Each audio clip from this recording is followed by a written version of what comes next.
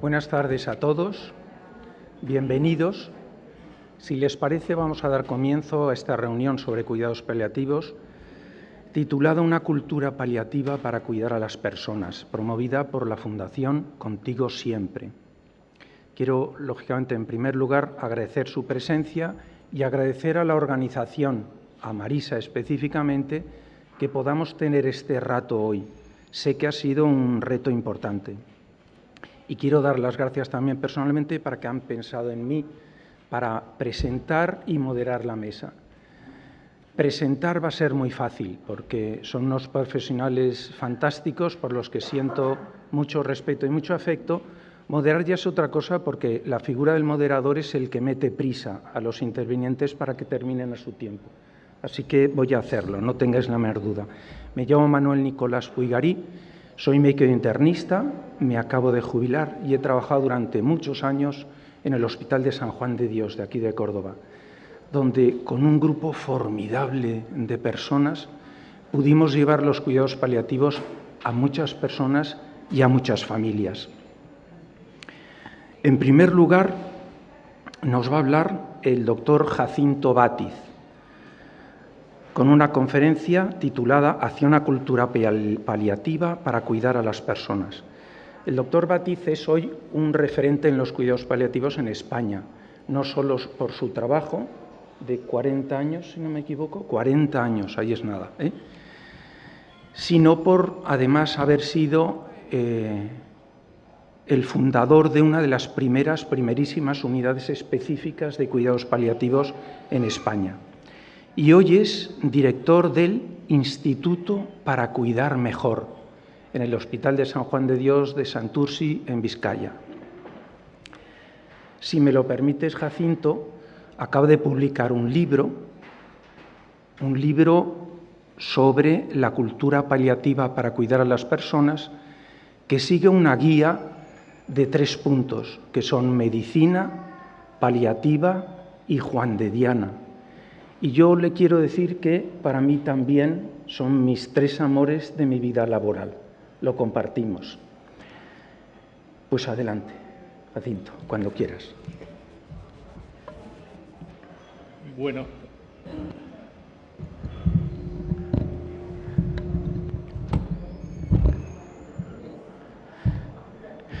Muy buenas tardes.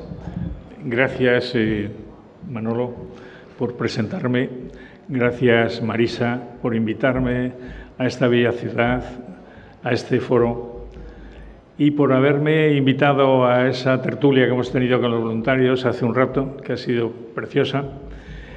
Y ahora, bueno, pues para economizar el tiempo, voy a abordar el tema que me ha encomendado, hacia una cultura paliativa para cuidar a las personas. Yo trabajo en 2 instituciones.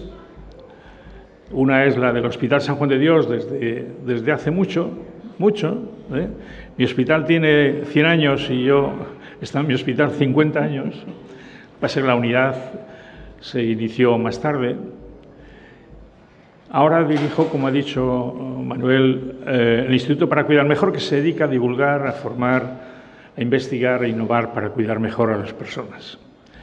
La Fundación Pia Aguirreche es otra de las instituciones en las que desde hace 3 años estoy colaborando, pero que también se fundamenta en la difusión, en la divulgación de los paliativos, en la formación y en la ayuda a aquellos, diríamos, programas que necesitan un apoyo por una fundación.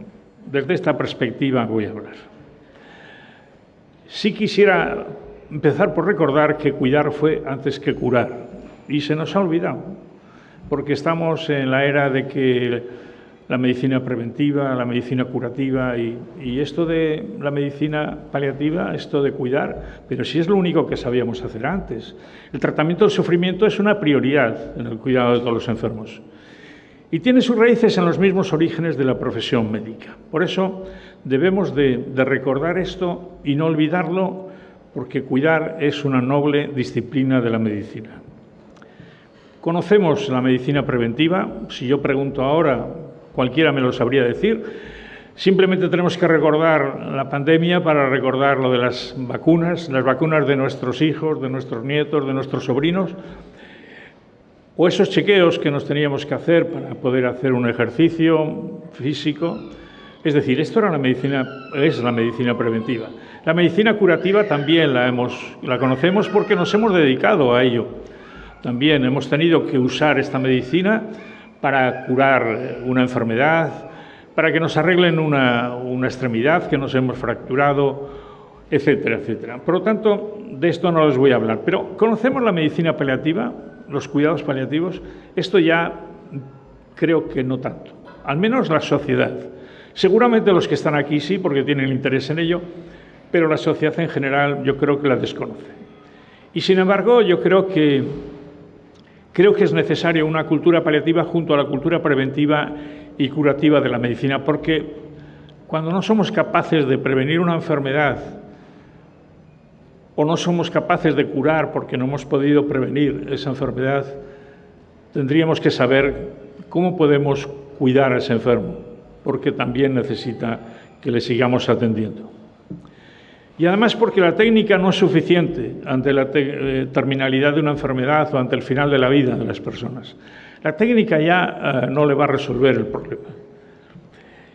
Y los cuidados paliativos tienen que ver con la medicina del cuidado y del acompañamiento. Esta sería la definición de la medicina paliativa de los cuidados paliativos. Cuidado y acompañamiento.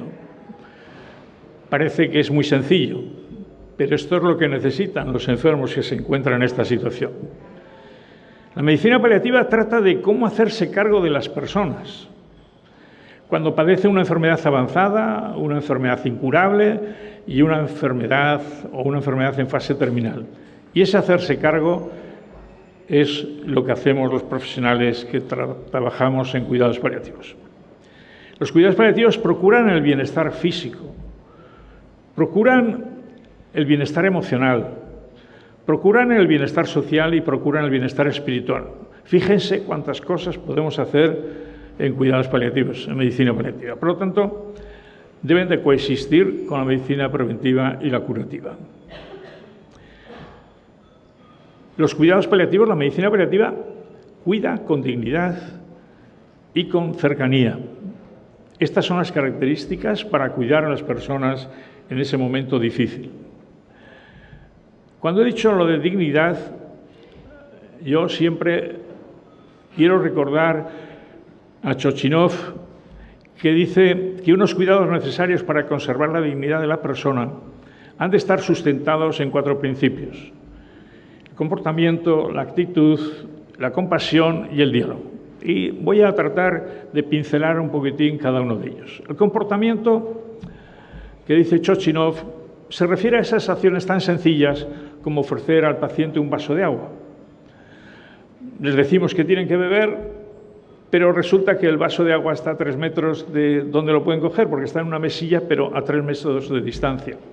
Es decir, si nosotros vamos y se lo acercamos, estaremos demostrándole que para nosotros es tan importante y preservar la dignidad con ese acto tan sencillo. O acercarle las gafas. Le decimos que lea. Tiene revistas, pero las gafas las tiene en el armario. Y él está en la cama, postrado, no se puede acercar. Si se les acercamos, estamos demostrándole que nosotros queremos preservar su dignidad. O preguntar por esa foto, que días atrás no estaba, y hemos visto que hay una foto nueva. ¿Y esta foto de quién es? Y le damos la oportunidad de que nos explique que es de la foto de su último nieto, que se la ha traído su hijo. Y empieza a hablar de algo que le importa mucho, que es su nieto. Y le estamos demostrando que nosotros nos preocupamos de lo que a él le preocupa y de lo que a él le gusta. Por lo tanto, estamos preservando su dignidad. Comportamiento también es mostrar otras muestras de respeto cuando pedimos permiso antes de realizar una exploración física molesta. Cuando hacemos ver al paciente que comprendemos su malestar ante una exploración, una aplicación de una vía intravenosa, y esto va a demostrar que respetamos su dignidad. Hemos de transmitirle, por supuesto, que tiene toda nuestra atención. Comportamiento también es cuando realizamos nuestros cuidados tan básicos como la higiene, en la que podemos también demostrar y preservar la dignidad que tienen. porque ese aseo, esa higiene, es también importante para que se sienta cómodo. La actitud, que es otro de los principios de Chochinov, se refiere a que los pacientes nos miran a la cara de los médicos.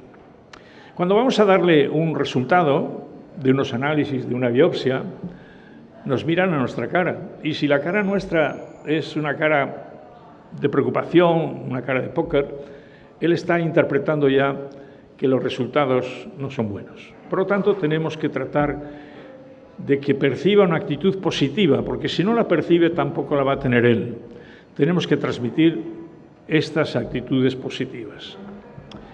La compasión, que además es una herramienta básica en cuidados paliativos, es un procedimiento, un principio básico para emplear en cuidados paliativos. La ejercemos con una percepción sentida de lo que sufre del paciente y se puede demostrar simplemente con una mirada de comprensión, un posar nuestra mano sobre su hombro, a través de unas palabras adecuadas o a través de nuestra mirada, nuestra sonrisa. Es decir, esto es la compasión. La compasión no es de decir, bueno, ya lo siento que tenga esta enfermedad. La compasión tiene que ser activa, tiene que ser proactiva.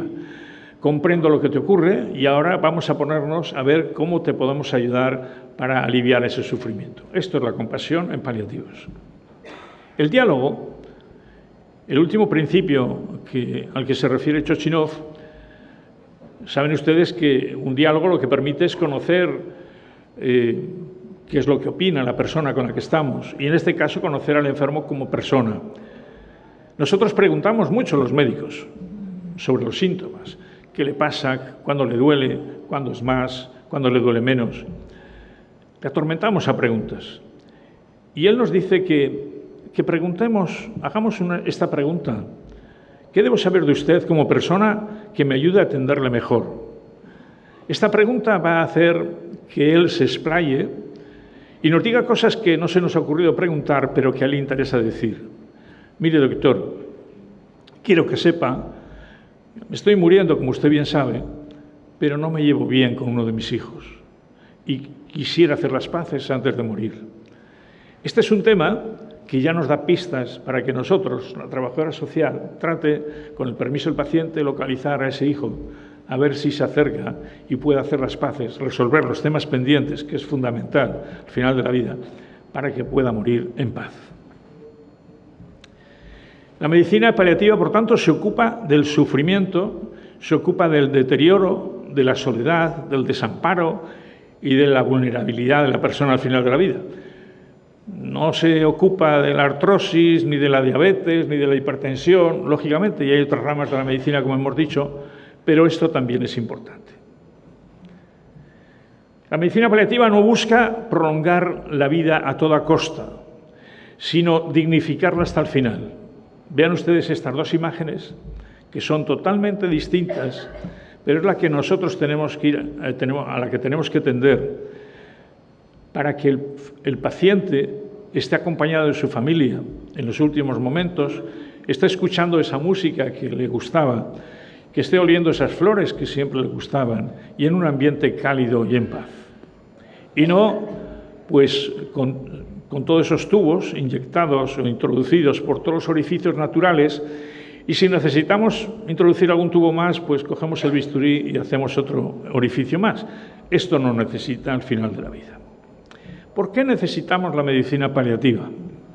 Miren, porque la técnica médica ya no es suficiente, como he dicho, ante la terminada de una enfermedad, y porque, aunque no podamos curar, vamos a poder cuidar.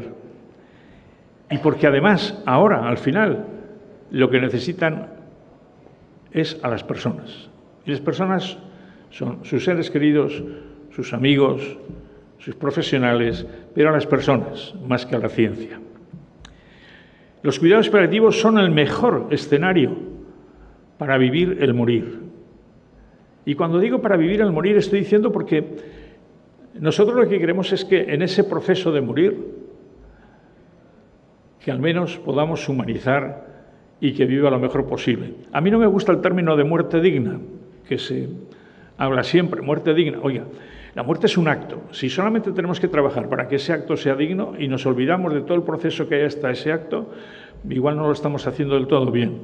quiero hablar de humanizar el proceso de morir porque creo que es más justo. La persona que sufre nos pide ayuda. Y esto es lo que nosotros tenemos que ofrecerle, esa ayuda. Pero tengan en cuenta que la persona que sufre tiene 4 dimensiones. Su sufrimiento tiene 4 dimensiones. El sufrimiento físico, sufrimiento social, sufrimiento emocional y el sufrimiento espiritual. Los 4. O sea, no tenemos que decir, no, solo sufre físicamente. No. Si analizamos bien a la persona, está sufriendo en esas 4 dimensiones. Y las 4 tenemos que satisfacer. Si no, no lo estaremos haciendo todo bien. Ustedes se preguntarán, bueno, entendemos lo del sufrimiento físico, los médicos y los sanitarios esto lo saben hacer muy bien. Entendemos el sufrimiento social, emocional, porque los psicólogos esto también lo abordan. Podemos entender el sufrimiento espiritual, porque aquí los sacerdotes, en fin, la gente que se dedica a la pastoral de la salud, pues también lo pueden ayudar. Pero, ¿y el sufrimiento social? Eso de arreglar papeles y tal, bueno, luego nos lo contará nuestra compañera la trabajadora social, que es mucho más que todo eso, ¿no? Pero yo les voy a contar, como ejemplo, el caso de cómo era un sufrimiento social de un paciente. Paciente, 57 años, con un cáncer de pulmón avanzado, y que cuando íbamos a pasar visita le preguntábamos a ver qué tal estaba, le decía, doctor, mal, estoy sufriendo mucho. Y nosotros siempre pensábamos, como médicos, ¿qué te duele? ¿Has dormido mal? ¿Tienes estreñimiento? No, doctor. El tratamiento del dolor me lo están haciendo muy bien, no tengo estreñimiento, he dormido bien. Bueno, he dormido mal, pero porque estoy sufriendo por lo siguiente. Mi hijo está en la universidad, estudiando una carrera. Yo sé que me voy a morir pronto. Mi mujer no va a poderse hacer cargo de los estudios de mi hijo cuando yo fallezca y va a tener que dejar la carrera. Esto me está haciendo sufrir. Para esto no teníamos medicinas, pero la trabajadora social de nuestro equipo, un equipo que trabaja en paliativo siempre de forma interdisciplinar, un equipo multidisciplinar, pero trabajando de forma interdisciplinar, la trabajadora social dijo, de esto me encargo yo. Trató de localizar una beca, la consiguió, y cuando ya la tenía ya bien ajustada y amarrada, fuimos donde el paciente, le dijimos, creemos que tenemos la solución a tu problema de sufrimiento. Tu hijo va a poder seguir estudiando cuando tú ya no estés. Doctor, ahora me puedo morir tranquilo. Esto también lo tenemos que resolver.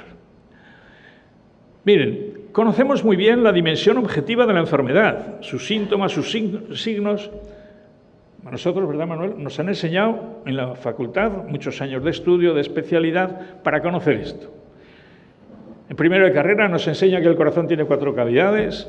Pasamos al segundo, nos dicen, bueno, pues esto funciona así, este corazón. Seguimos de curso y nos dicen, y esto se enferma así, este corazón. Al siguiente curso nos dicen, médica, y esto se cura así con estos fármacos si el corazón tiene una insuficiencia. Y luego en quirúrgica nos dicen, y si con la medicina no se puede, se opera, y también le enseñamos a operar el corazón.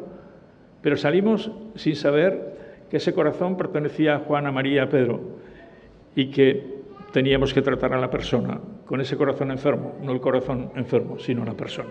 Por lo tanto, conocemos a quién padece la enfermedad, conocemos sus valores, conocemos sus deseos, sus expectativas. Esto es lo que nos tenemos que preguntar, ¿vale? Porque es lo que el paciente necesita en estos momentos.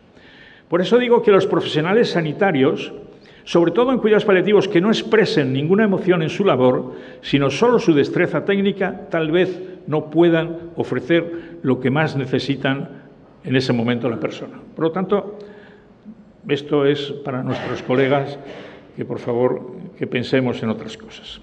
¿A qué retos nos enfrentamos en este momento? Pues miren, a la falta de concienciación sobre los cuidados paliativos. Más del 73% de los españoles no tiene conocimiento sobre los cuidados paliativos. Esto es una realidad y por eso queremos trabajar las distintas fundaciones para divulgar lo que son los cuidados paliativos y se conozcan. Porque si la sociedad no lo conoce y no sabe lo que son, no lo puede exigir. Y si la sociedad no lo exige, los que tienen la responsabilidad de darlos, estos recursos, no se mueven.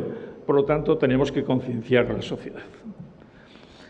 Nos enfrentamos a una sociedad que vive más y se expone a mayor vulnerabilidad y que necesita atención continuada, que incorpore la dimensión de la dignidad, como he dicho, la humanización, los cuidados y el acompañamiento. También nos enfrentamos a las deficiencias sanitarias para un acompañamiento integral que he relatado antes. Por lo tanto, tal vez sí nos ofrecen recursos, un médico, una enfermera, bien, pero ¿y los problemas emocionales y los problemas espirituales y los problemas sociales? Tal vez esto fallamos, ¿no?, como sociedad. Nos enfrentamos también a una sociedad que evita hablar de la muerte. Una sociedad, si ahora verán pocos que están en la taberna hablando de la muerte. No, de eso no se habla. La muerte es algo que puede contagiar. Por si acaso no vamos a hablar, no la vamos a llamar. Esto hay que empezar a asumir que la muerte es una etapa natural de la vida. Y siento estropearles la tarde. El 100% nos vamos a morir de los que estamos aquí. ¿Cuándo y cómo? No lo sé.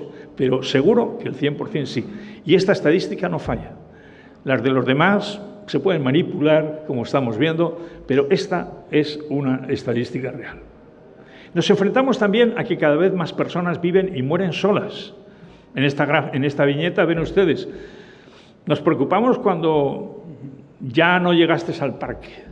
Es decir, los únicos que dan cuenta que falta son las palomas, ni los vecinos, ni la del supermercado.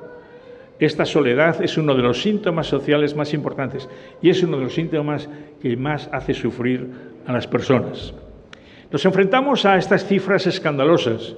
En España, 80.000 enfermos que cada año mueren con mucho sufrimiento que podrían verse reducido si hubieran tenido acceso a un servicio de cuidados paliativos. Creo que son cifras que nos tienen que hacer pensar. Nos enfrentamos a la falta de recursos que dificulta el acceso a los cuidados paliativos. En España hay una media de 0,6 unidades de cuidados paliativos por cada 100.000 habitantes, siendo la recomendación de 2, una hospitalaria y otra domiciliaria. Estamos lejos. En torno al 35% de las personas que fallecen anualmente con necesidades de cuidados paliativos no tienen acceso a ellos. Esto nos tiene que hacer también movernos. Es decir, no vamos bien. España ocupa la posición 31 de los 51 países europeos, según los datos del Atlas de Cuidados Paliativos últimamente publicado por la Universidad de Navarra. También nos enfrentamos, y esto también es triste, a que nuestros peques también sufren la falta de recursos. 85% de los 1.370 niños que necesitan cuidados paliativos mueren anualmente sin tener acceso a ellos. En fin, que como ven, como sociedad debemos crecer en ese camino de la humanización, cuidando la vida y salvaguardando la dignidad de las personas. Porque a la sociedad se nos va a medir por el grado de atención a estas personas que se encuentran en nuestra sociedad sufriendo.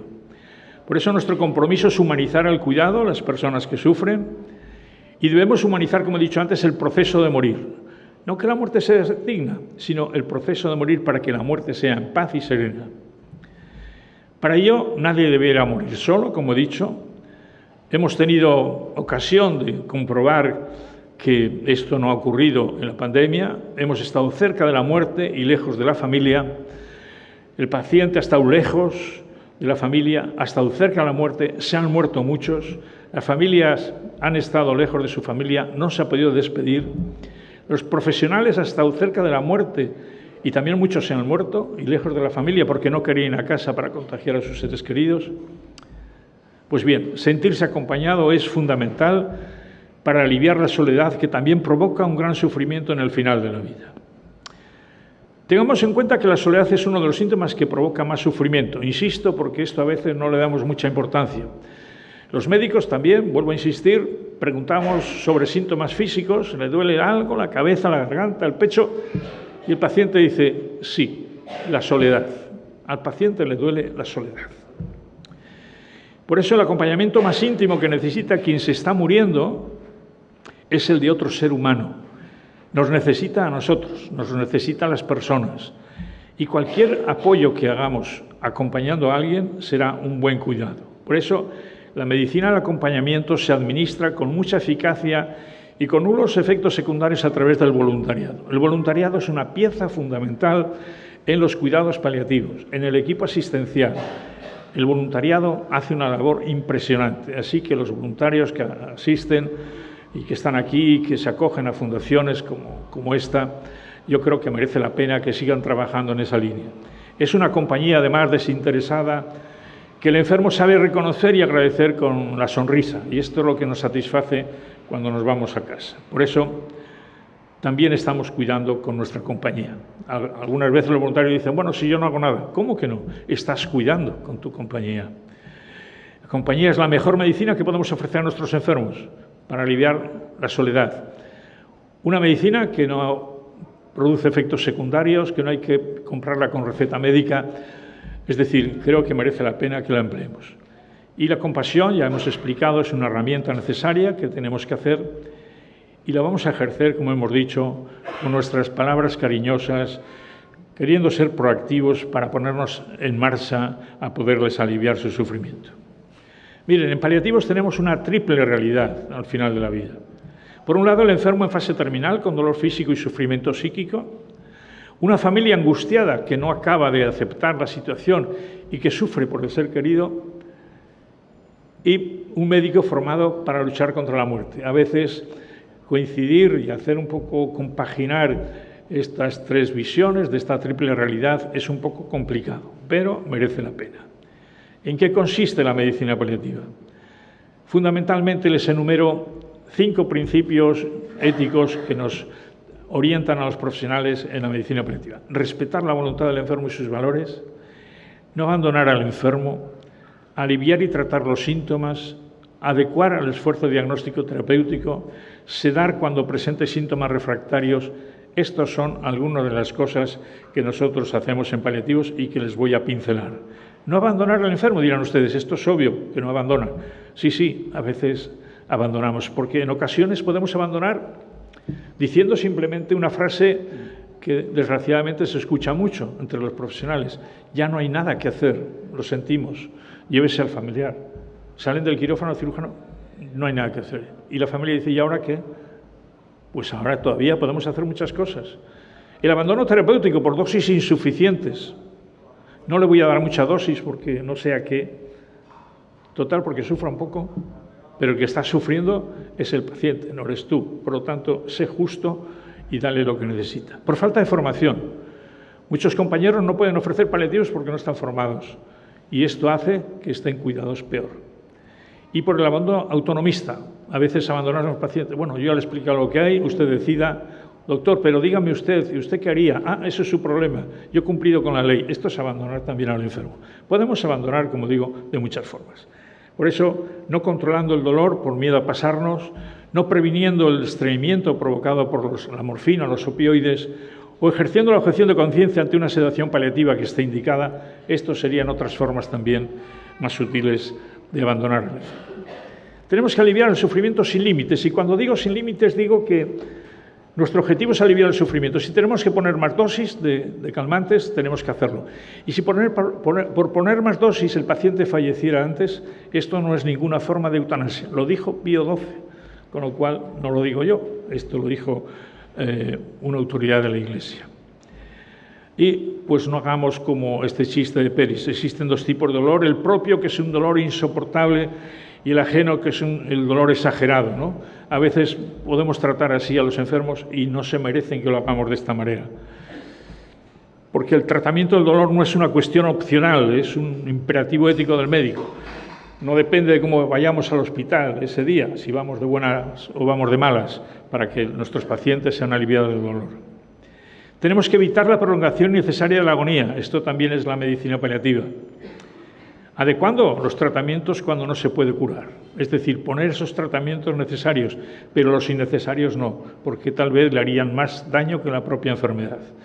Porque ante una enfermedad terminal hay que evitar las pruebas diagnósticas y tratamientos que en una situación de estas resultarían inútiles. Hacer una resonancia magnética en la fase agónica no tiene sentido. Hacer una reanimación cardiorrespiratoria cuando el final esperado, la muerte del paciente, no tiene tampoco ningún sentido ni está indicada. Y una transfusión sanguínea, que en algunos casos estaría indicada, en la fase agónica tampoco. Por lo tanto, un tratamiento indicado y obligado en medicina curativa, como son esos 3 que les he citado, pueden estar contraindicados en cuidados paliativos. El enfermo en fase terminal, por eso, necesita menos tratamientos técnicos y más cuidados humanos. Tenemos que respetar su voluntad y sus valores. Esto también es fundamental, nos marca la ley.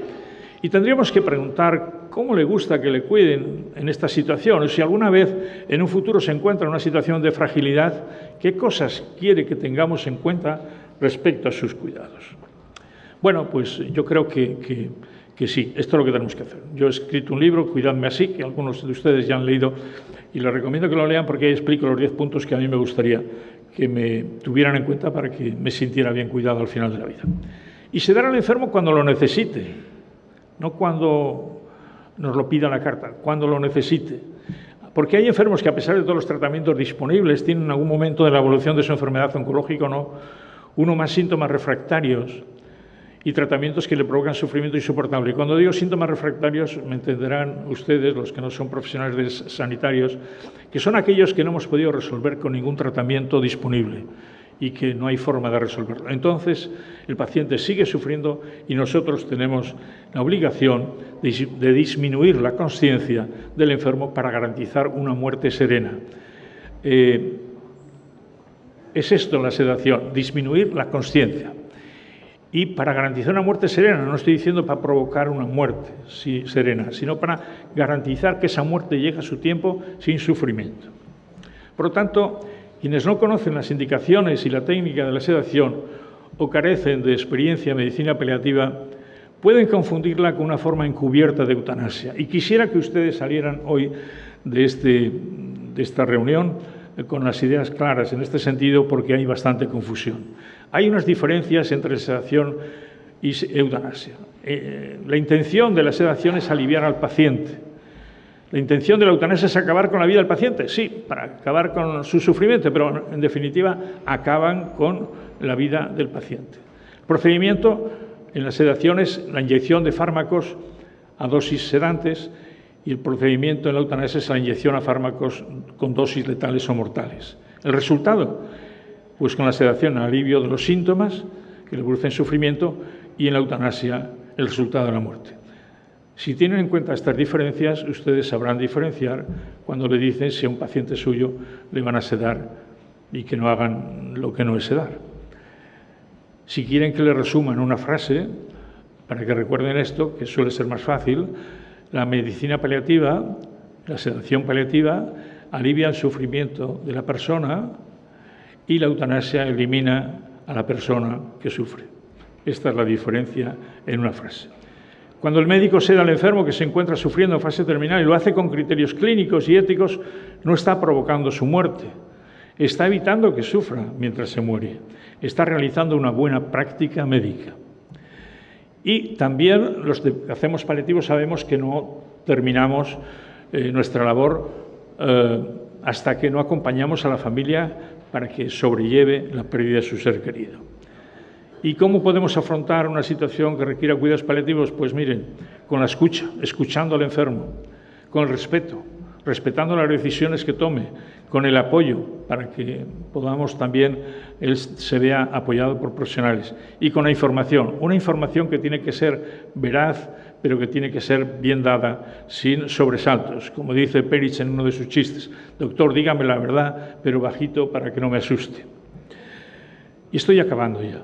Los cuidados paliativos cuidan la vida de las personas. Tengan en cuenta estas definiciones. Estos son los mensajes que quiero que ustedes se lleven de esta charla.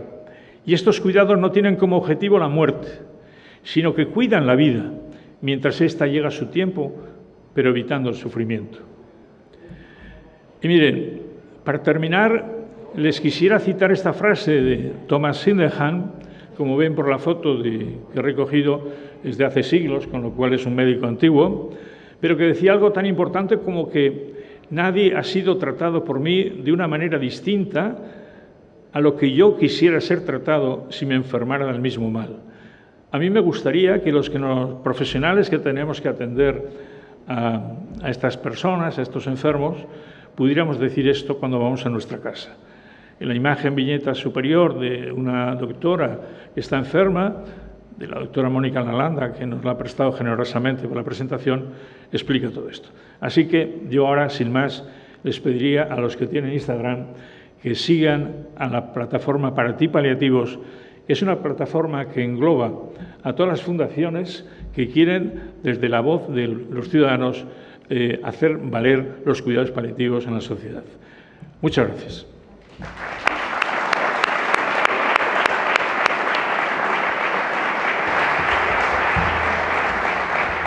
Muchas gracias, doctor Bátiz, por su clarificadora intervención. A continuación, me gustaría invitar al doctor Antonio Yergo, director de la Unidad de Cuidados Paliativos del Hospital Reina Sofía, coordinador del Plan Andaluz de Cuidados Paliativos, que nos va a hablar sobre la realidad de los cuidados paliativos en Córdoba, por la que él, soy testigo, ha luchado denodadamente. Cuando quieras. Un segundo que encuentre la presentación. La tenemos aquí, ¿no? Vale. Bueno, muy buenas tardes. En primer lugar, agradecer vuestra asistencia y la invitación de la Fundación. ¿Sí? Ahora. La invitación de la Fundación y especialmente a Marisa, ¿no?, por darme la oportunidad de contaros lo que os quiero contar, que es la situación de los paliativos en Córdoba. Antes de hablar de en Córdoba en concreto, hay problemas o retos que tiene el sistema sanitario, pero que los tiene en toda España. Y son básicamente estos: el envejecimiento de la población, la cronificación del proceso de morir, la cronificación de la muerte, los cambios sociales que hacen que sea más complicado cada vez atender a las personas que están en situación terminal. Antes lo hacía la familia no es lo que era hace unos años, las dificultades son mucho mayores y los costes asociados al final de la vida. Esta es la pirámide de población de Córdoba del año 25. Esto lo que nos indica es esa parte más ancha es donde hay más personas. Donde hay más personas en Córdoba entre 50 y 55 años. No son gente con 20, ni con 25, ni con 30. La población está muy envejecida. Y la base, que se supone que esto debería ser una pirámide, cada vez es más estrecha. Cada vez hay menos niños, menos jóvenes y cada vez más personas mayores. El envejecimiento de la población conlleva mayor morbilidad, mayor carga de enfermedad, mayor dependencia y mayor terminalidad. Esto es para que nos den una idea de cómo va evolucionando la población de Córdoba. Como hemos pasado del 2012 de 804.000 habitantes a tener el año 25, en abril, 770.000. Es decir, sabéis que se han perdido el 30% de las plazas escolares, se han quedado libres este año. ¿Cómo nos morimos? ¿De qué se muere la gente? ¿De qué nos morimos? Básicamente nos morimos de 4 formas. Una, la muerte súbita, inesperada. Un accidente de tráfico, un infarto masivo, un ictus.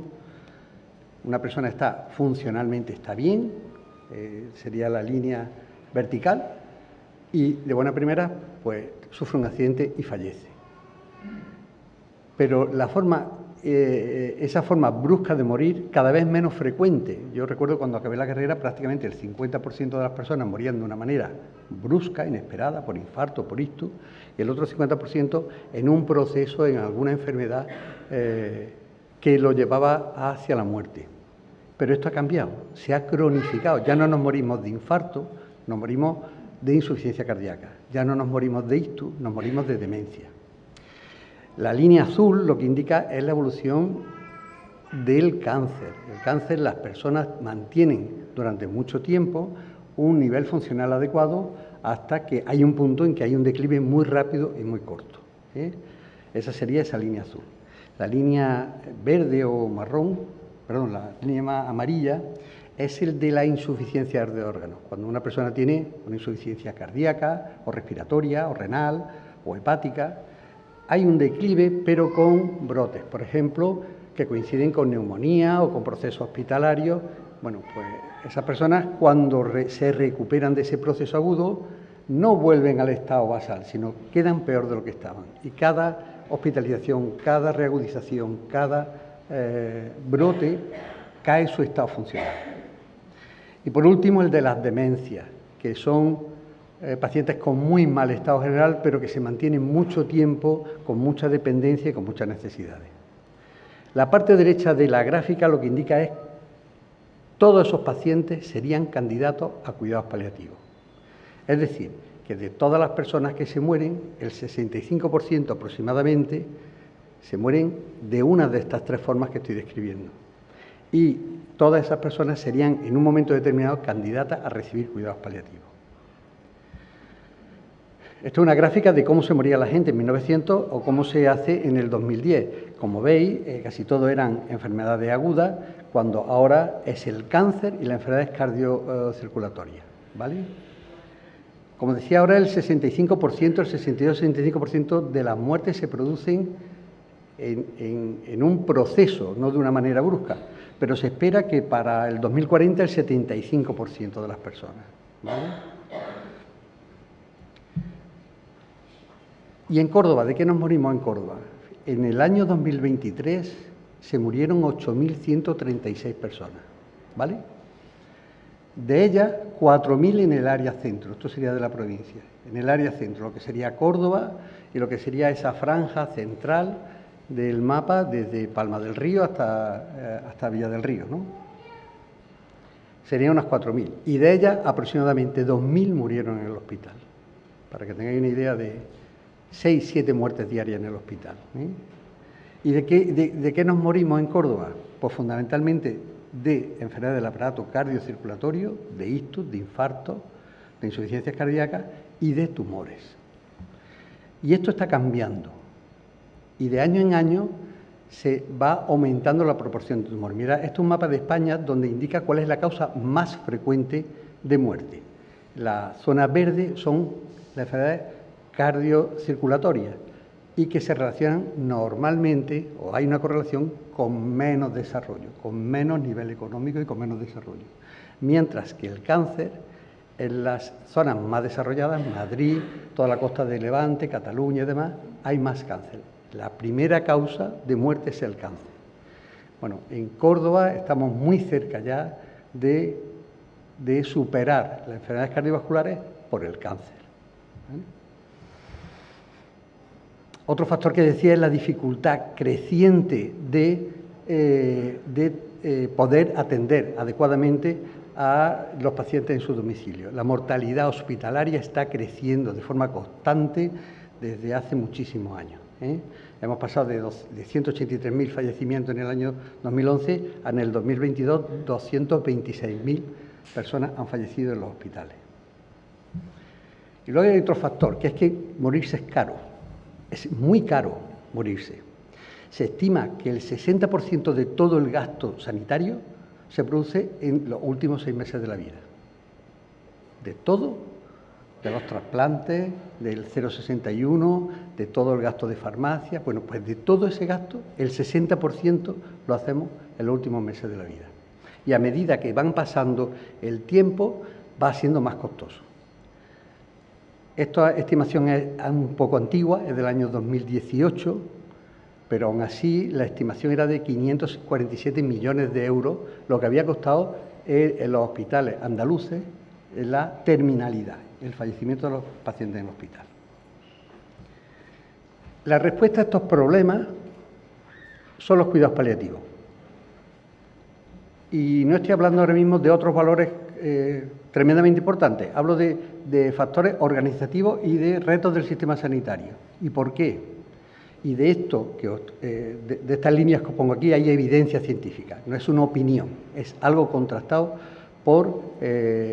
mediante la ciencia. El mejor tratamiento de soporte, es como se denomina en inglés los cuidados paliativos, es superior al control de los síntomas con respecto al tratamiento convencional. Es decir, un paciente que está en paliativo está mucho mejor controlado sintomáticamente que uno que no lo está, que pueda estar a cargo de otro tipo de especialidad. Mejora la calidad de vida y satisfacción de los pacientes y de los cuidadores, y en ocasiones la cantidad de vida. Hay ensayos el que sabe que pacientes con cáncer de pulmón en tercera línea, de células no pequeñas, viven 2 meses más en paliativos que recibiendo quimioterapia.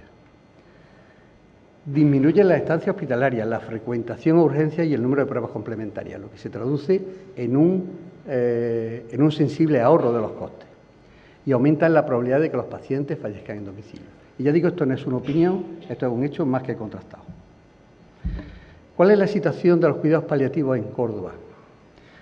Tengo que hacer una matización antes de entrar en el tema concreto. Los cuidados paliativos deberían de hacerlo todos los profesionales sanitarios, médicos, enfermeras, psicólogos, todos aquellos que trabajamos de cara a los pacientes, a un nivel, digamos, básico, a un nivel... Cuando hablo de cuidados paliativos, hablo de cuidados paliativos especializados, que son fundamentalmente para los casos más complejos y más difíciles, lo que se requieren especialistas. Para que te controle la tensión arterial, puedes ir a tu médico de familia que lo va a hacer perfectamente. Para casos muy complejos, pues a lo mejor tendrá que ser el cardiólogo. O lo mismo puedo decir de la diabetes o de la EPOC. Estamos hablando de los cuidados paliativos especializados. En Córdoba tenemos una unidad de gestión clínica de cuidados paliativos. Y esto, aparte de esa jerga, significa que es un servicio más del hospital, ¿no? Que no depende de otro. Puedo deciros claramente que una unidad referente en Andalucía es la primera unidad de gestión, ya hay alguna más. Estamos reconocidos por la Agencia de Calidad Sanitaria de Andalucía como Centro de Dolor y acreditación del nivel de excelente del AXA. El nivel excelente, para que os hagáis una idea, el Hospital Reina Sofía, que es un hospital ciertamente bien reconocido a nivel nacional e internacional, el segundo del mundo en trasplante de pulmón, primero en de trasplante de corazón infantil, no estamos hablando de un hospital ni siquiera regular. Tiene 4 unidades con este nivel de acreditación y una de ellas es la de paliativo. ¿Quién compone esta unidad? Bueno, la unidad cubre toda la provincia. Hay 2 médicos de enfermera en el Hospital de Pozo Blanco para el área norte, hay 4 médicos y 5 enfermeras para el área centro y un médico y una enfermera en el área sur, que es la que peor dotada está por el volumen de pacientes de personas que hay de habitantes y está peor dotada. Estos son los equipos domiciliarios, son aquellos que se encargan de cuidar a las personas que están en sus domicilios, ¿vale? Además, dentro del hospital tenemos 3 médicos y 11 enfermeras y otras 11 auxiliares que se encargan de atender la interconsulta hospitalaria y de la planta de hospitalización, que es una planta pues, muy parecida a cualquier otra planta convencional del hospital. Además tenemos un equipo de 4 psicólogos y una trabajadora social, que hoy está con nosotros, Laura, que se encargan de los aspectos psicoemocionales y sociales de estos pacientes. A pesar de que no estamos peor ni muchísimo menos que otras provincias, estamos por debajo de lo recomendable. Debería de haber al menos un equipo por 80.000 habitantes. Aún así, ya digo, no estamos mal en relación a otras provincias, pero todavía muy por debajo de lo deseable. ¿Cómo trabajamos? ¿Cómo nos llegan los pacientes? ¿Cómo quien dice cuándo tiene que venir o no? Es el médico responsable de ese proceso, que normalmente es el médico de atención primaria o un médico hospitalario, por ejemplo, un oncólogo.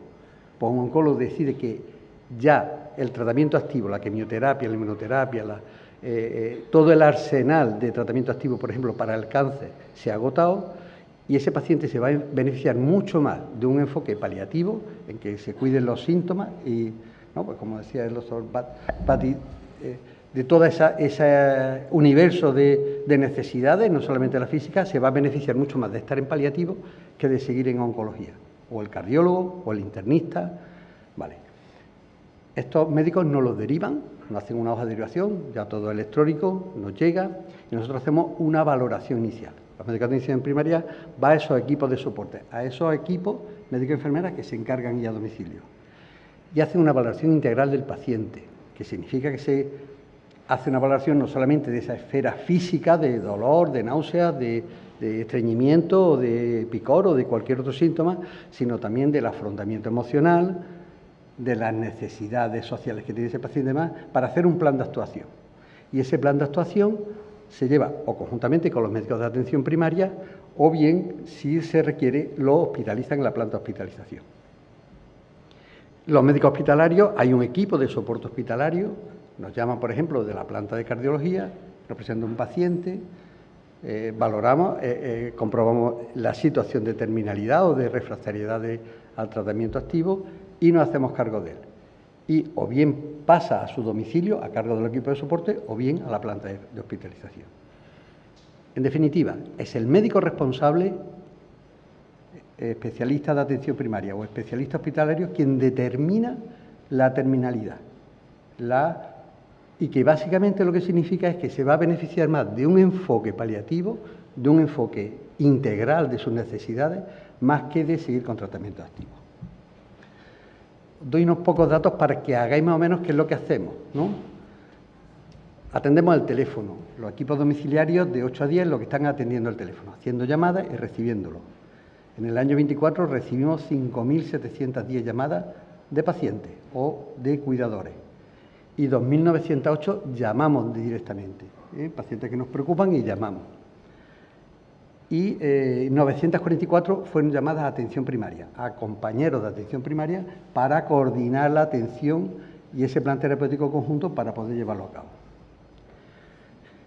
Hicimos 3.754 visitas domiciliarias, ¿vale? Para que os hagáis una idea, hoy hay 291 pacientes en la calle a cargo de los equipos de soporte de cuidados paliativos domiciliarios. 291. Sin embargo, solamente hay 11 pacientes en planta. Hay 11 pacientes y hay 291. Visitas de enfermería, 892, 528 ingresos hospitalarios y 4.087 estancias. 3.754 visitas. Esto es lo que hacemos. Bueno, vemos, esto es solamente en el Hospital Reina Sofía, no estoy contando los de Pozo Blanco ni Cabra, que suponen unos 800 pacientes más, unos 1.500 pacientes anuales son los que estamos viendo. Es para que hagáis una idea de la dimensión del problema que estamos viendo. Y cómo ha ido aumentando desde el año 2012, bueno, y desde previamente, hasta la situación actual. ¿Qué pacientes vemos? ¿Qué tienen? Pues la mayoría tienen cáncer. Tienen cáncer porque el cáncer, además de ser una enfermedad que puede tener un final brusco, pero normalmente o habitualmente lo hace en un proceso, sería una enfermedad en principio susceptible de cuidados paliativos, pero además se da la circunstancia de que suele estar acompañada de muchos síntomas. El 70-80% de los pacientes con cáncer en situación avanzada, por ejemplo, tienen dolor, ¿vale? No todos, pero una gran mayoría sí que lo tienen, y otros síntomas. Entonces, el cáncer es la principal causa por la que los pacientes están en paliativos, y eso supone un 60,7%. Lo recomendable desde el Plan de Salud de Cuidados Paliativos y de la Estrategia Nacional de Cuidados Paliativos es que sea un 60% de cáncer y un 40% no oncológico, otro tipo de enfermedades, por ejemplo, insuficiencia cardíaca o demencia, ¿vale? Y nosotros estamos ahí, ¿vale? Este es el principal problema que tenemos. Los pacientes nos llegan muy tarde. Es cierto que los compañeros, tanto de atención primaria como de especializada, nos envían los pacientes, pero nos envían muchas veces con una supervivencia muy baja. La media de días que está un paciente son 61 días. O prácticamente 62 días, pero eso es muy poco tiempo.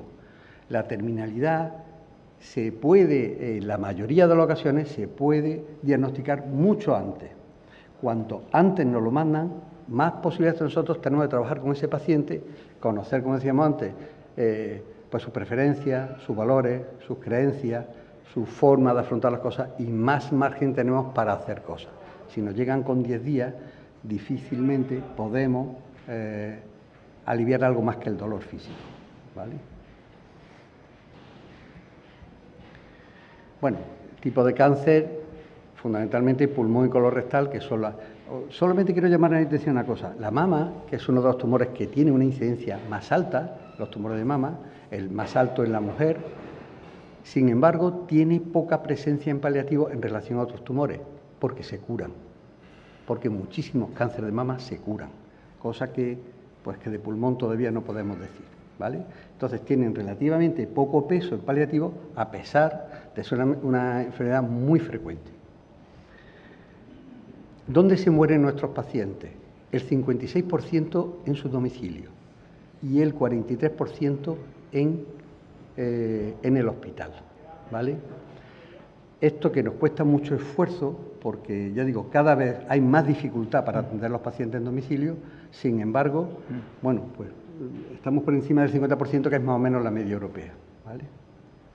Bueno, esto es por indicaros lo que decía antes, como solamente os pongo la gráfica de la evolución para que el año 2020 y 2021, los años del COVID, bueno, pues no se perdió la actividad, ¿vale? ¿Qué barreras tenemos para los cuidados paliativos? Bueno, pues ya se ha citado una y para nosotros la más importante. El tabú sobre el final de la vida. Es que de esto no se habla. Nadie se va a morir, se mueren los demás y mejor no hablar. Y es verdad que hay que recordar que la muerte es una enfermedad congénita, ya desde que nacemos tenemos esa, pero no es contagiosa. No pasa nada por hablar de ella ni por estar lo de moribundo, no le pasa nada a nadie. No es contagiosa, es congénita, ¿vale? Y esto no solamente afecta a la sociedad, que ya es un problema, es que los médicos, las enfermeras, los profesionales sanitarios, somos parte de esa sociedad y tenemos ese mismo tabú. Esto es así más tremendo. O sea, es que el reconocer que un paciente no se le puede curar o que el tratamiento activo no tiene sentido, ahí a los médicos nos cuesta un enorme trabajo. No estamos preparados ni capacitados para aceptar la realidad. Y si nosotros mismos no lo aceptamos, difícilmente vamos a poder hacer que nuestros pacientes y sus familiares lo acepten. Medios limitados por una demanda creciente. Lo que nos viene encima es tremendo, porque los datos que he puesto de Córdoba son muy representativos del resto de España y, por supuesto, de las provincias de interior.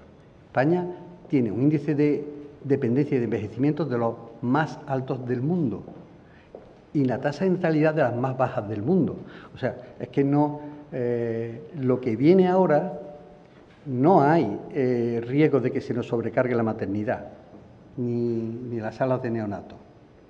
Sí que tenemos un problema tremendo con el final de la vida.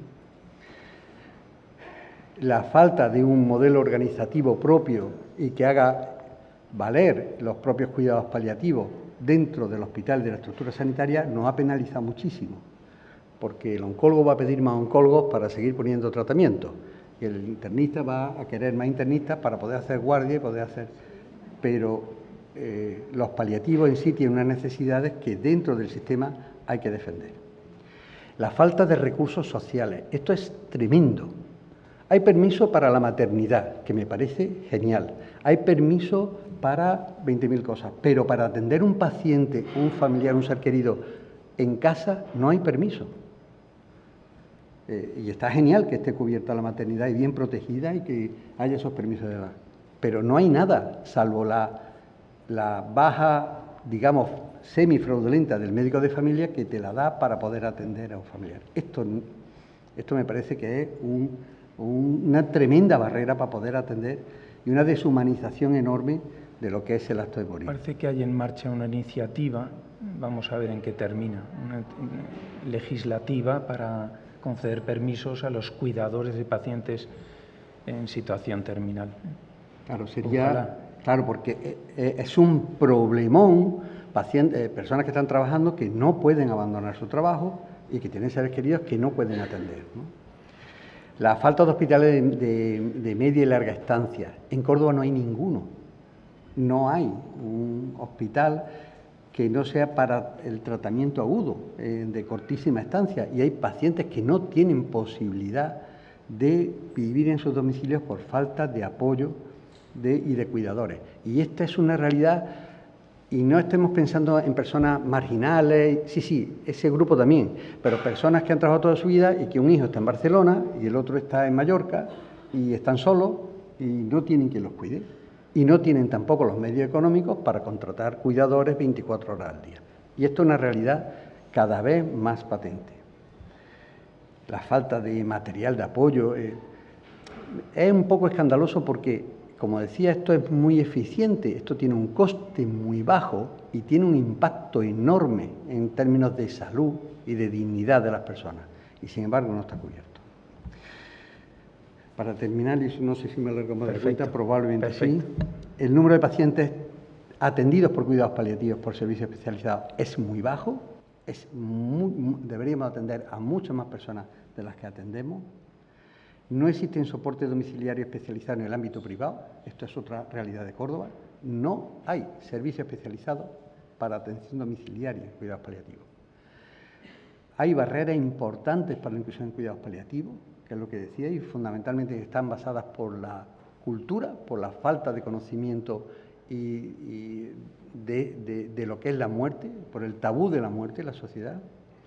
Y esto hace que se estén maltratando a los pacientes a costes absolutamente inadecuados y con actividades que no benefician a nadie y menos al paciente. Y en definitiva, que nos queda mucho por hacer. Muchísimas gracias y por vuestra atención.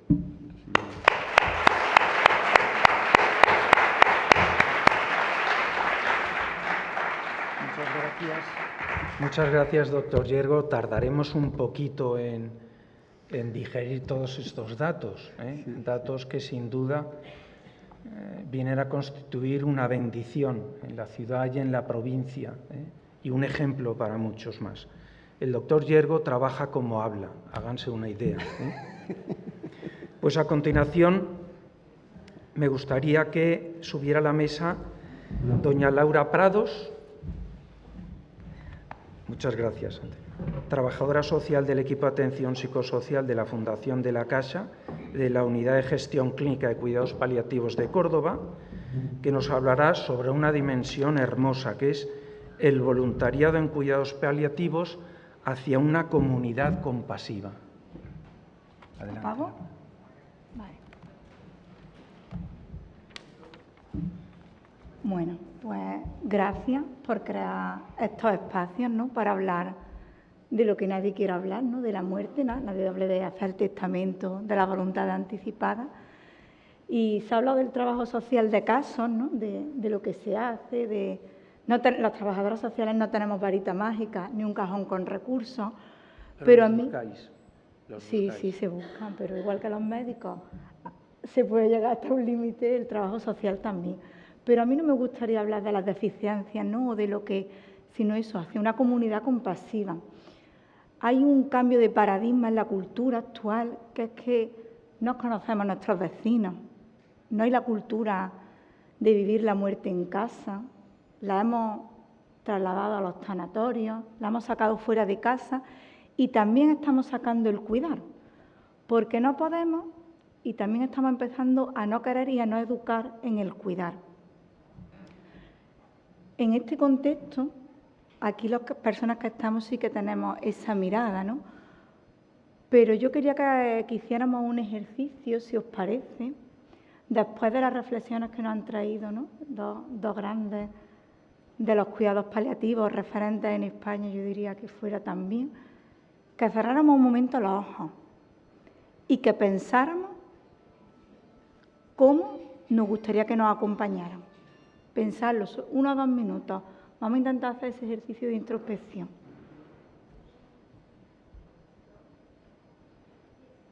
No sé si querríamos que nos acompañaran con respeto, con la paciencia que necesita ese momento único en nuestra vida. Solo morimos una vez en la vida y acompañamos a nuestro ser querido una vez. Sin juicio de cómo ha sido mi vida, pero con ese interés genuino que ya nos adelantaba el doctor Batí con Chochinov. Con una escucha atenta, con una sonrisa cuando lo necesitamos, con una compañía, aunque sea en silencio, porque muchas veces las palabras se quedan sordas. Con cariño, con ternura.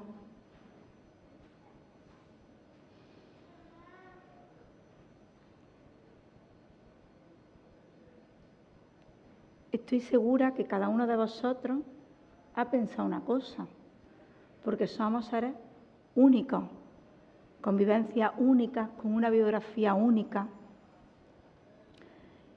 Y de esto de lo que se encarga también una parte del trabajo social más comunitario, el que pretende transformar la sociedad. Y la sociedad la transformamos desde lo individual, desde uno mismo, desde el pensar en cómo queremos que nos acompañen.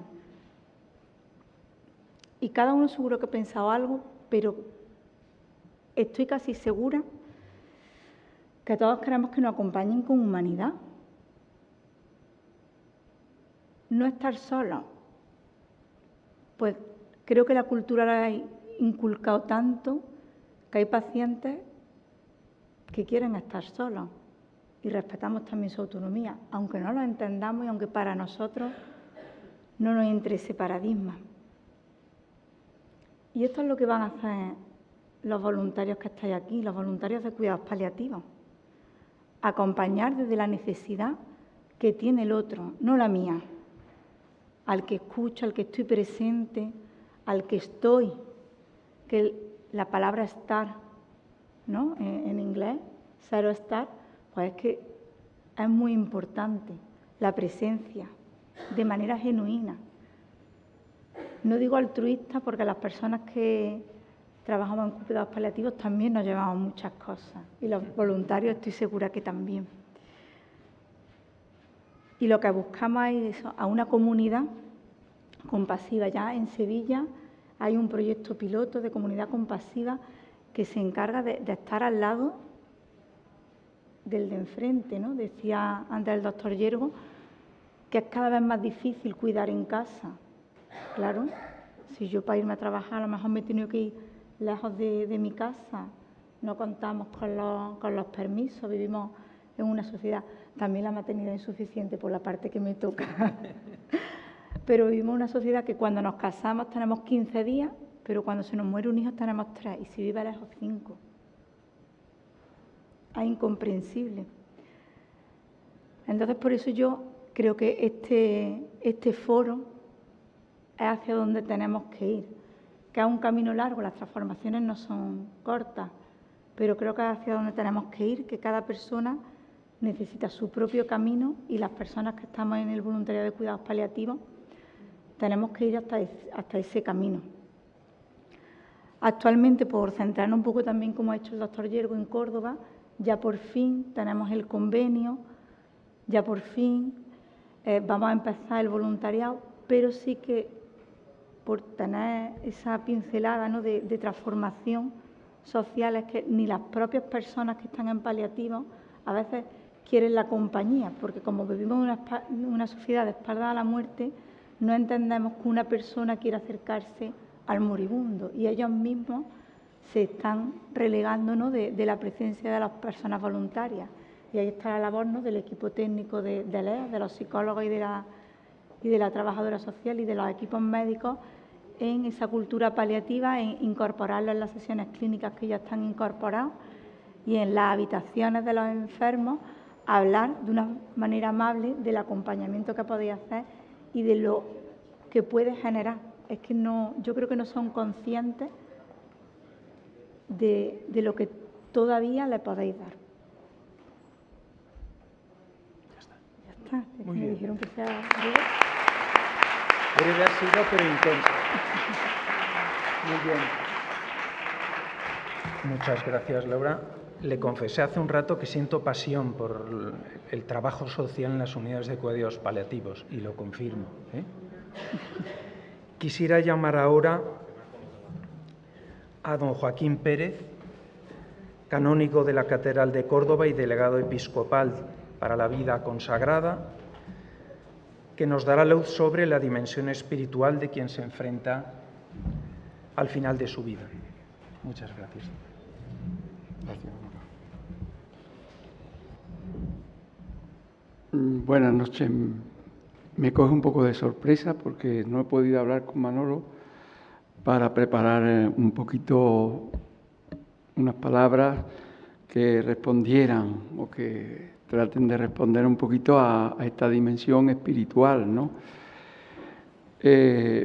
Ahí escuchando a los ponentes y a los que he tomado alguna nota que comparto con vosotros ahora. Y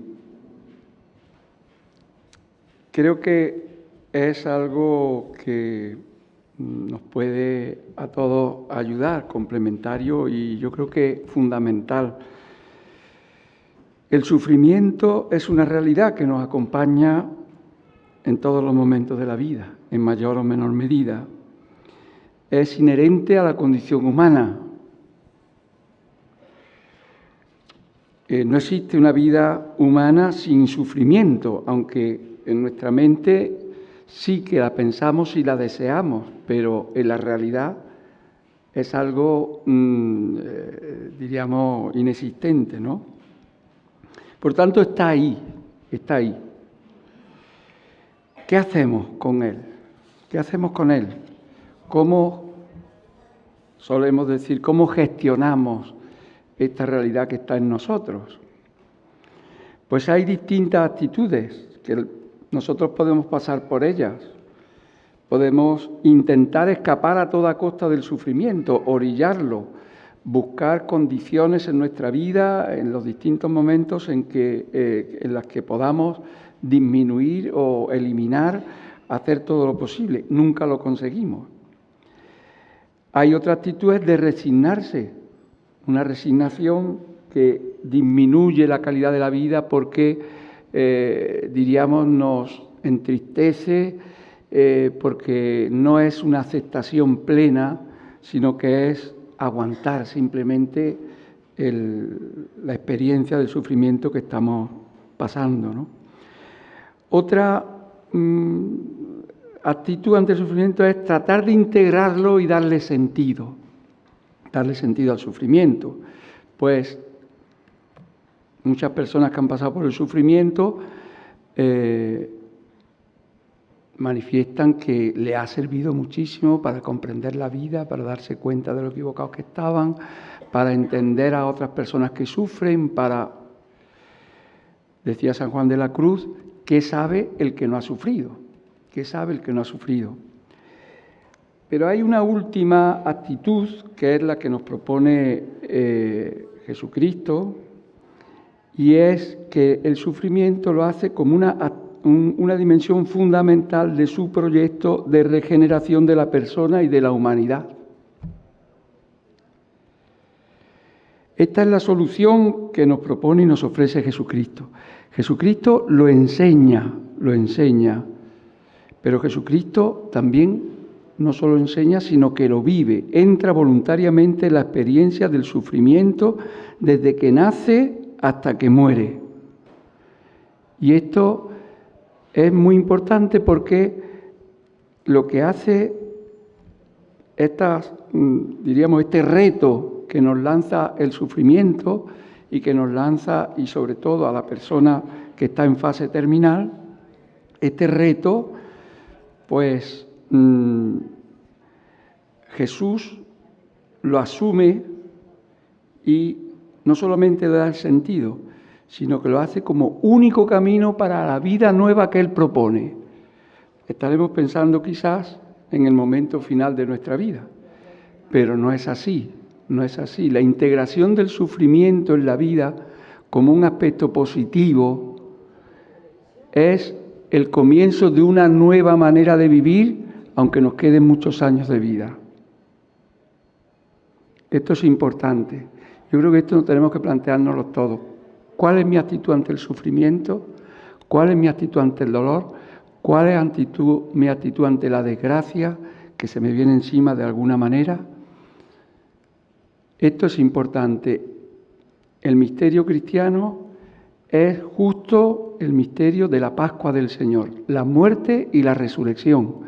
Esto que podemos pensar que es restrictivo para los cristianos, sin embargo, sabemos que Jesucristo da respuesta y quiere dar respuesta a toda la humanidad, sea creyente en Él o no. Se trata de que, cada uno desde su experiencia personal pueda, de alguna manera, intuir este camino que está oculto. San Pablo dirá, la sabiduría de la cruz. La sabiduría de la cruz, algo misterioso, ¿no? La sabiduría de la cruz. Pero Él lo defiende y lo afirma de una manera rotunda en ese himno de los filipenses, cuando habla de Cristo, Cristo, a pesar de su condición divina, se despojó de su rango, se hizo un hombre cualquiera y se sometió incluso a la muerte, y una muerte de cruz. O sea, San Pablo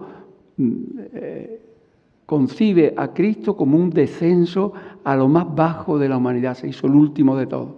Y dice, cuando llega a este punto, dice, por eso Dios, por ese descenso, por ese entrar voluntariamente en la experiencia del sufrimiento, entonces Dios lo levantó y le dio el nombre sobre todo nombre, de modo que al nombre de Jesús toda rodilla se doble en el cielo, en la tierra, en el abismo, y todo el mundo proclame que Jesucristo es Señor para gloria de Dios Padre. Es decir, que esa glorificación del hombre, porque Jesús nos está dando con su ejemplo, con su enseñanza, ¿dónde está la glorificación del hombre? Pasa necesariamente por asumir el sufrimiento.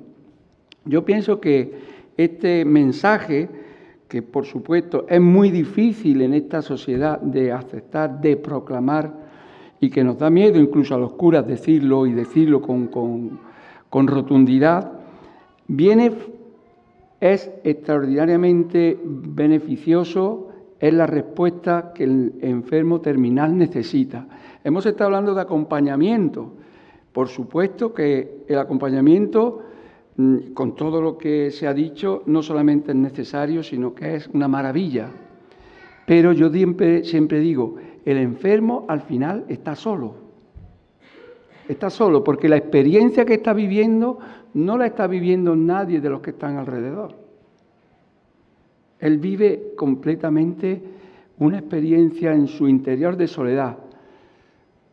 Hay personas que estamos viéndolas y parece que no están a punto de morir o que no están tan graves, y sin embargo ellas, que a lo mejor no saben nada de medicina, saben que se van a morir, que están viviendo una experiencia que para ellos les está anunciando algo totalmente nuevo, totalmente distinto y que les está haciendo terminar la vida. Y por tanto, en esa soledad, dice la palabra de Dios, dice, si el afligido invoca al Señor, Él lo escucha. El hombre de cualquier religión o de cualquier creencia que sea, en el momento que experimenta esa debilidad absoluta que le causa su enfermedad terminal, ese momento de impotencia radical, del corazón de ese hombre sale un grito hacia alguien que lo pueda entender radicalmente esa experiencia única que él está pasando. Y entonces dice la palabra de Dios, Él lo escucha. Yo he podido tener la suerte de escuchar a enfermos que han pasado por ese momento y que se han convertido totalmente porque han experimentado la cercanía de un Dios que le ha consolado profundamente en su corazón. Yo recuerdo cuando estuve 5 años en el hospital de Reina Sofía como capellán, que yo no tenía ganas ninguna de estar allí porque yo nunca había pensado como cura en ser capellán. Yo soy un poco, diríamos, insensible. He sido, ahora gracias a Dios parece que soy un poquito más sensible a todo este mundo hospitalario.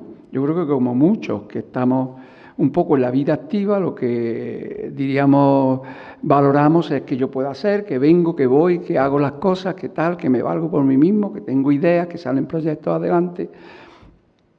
El obispo me obligó a ir allí, yo fui a regañadientes y estaba allí en el hospital muchas veces diciendo, parece que yo hago lo que hago aquí no sirve para nada. Es una rutina, ver los enfermos, tal. Y un buen día parece que algún médico me vio así un poco despistado y con cara un poco de diciendo yo qué hago aquí. Y me dijo, así a bocajarro, ustedes hacen aquí una labor muy importante. Yo me quedé sorprendido porque digo, ¿y qué labor estamos haciendo? Pues mire, su presencia remite a muchos enfermos a esa dimensión espiritual, aunque no le digáis nada. Sin embargo, ellos en vosotros ven a ese Dios que sienten por dentro que les está ayudando y a Él se acogen. Por tanto, a mí aquello me dio un respiro y me dio un sentido en aquel trabajo. Desde entonces yo lo viví de verdad con verdadera consciente de la necesidad, aunque pareciera inútil, ¿no? Por eso yo creo que esta dimensión espiritual, esto que se está hablando de hablar de la muerte, de darle sentido, es importante no solo en esos momentos que son decisivos, sino que hay que preparar a la gente, porque lo hemos estado escuchando, ¿no? La sociedad no tiene esa cultura de asumir el sufrimiento. Yo recuerdo, cuando era ya pequeño, la sociedad vivía mucho más el sufrimiento, porque había vivido una guerra, había salido de la pobreza, aceptaba una cantidad de situaciones duras, y eso te hacía un poco familiar del sufrimiento, ¿no? Ahora estamos en una etapa en que huimos de él porque pensamos que en una posible vida ideal en que todo sea felicidad, confort, bienestar, etcétera, etcétera, y lo buscamos de mil maneras. Pero yo creo que todos, pero la Iglesia, las confesiones religiosas, tenemos que, diríamos, catequizar o enseñar o mostrar o hacer ver el valor humanizador del sufrimiento, para que a lo largo de nuestra vida estemos como preparados para cuando llegue ese momento también vivamos integralmente esa dimensión que es, como digo, como empecé diciendo y todos sabemos, inherente, que no puede separarse del hombre.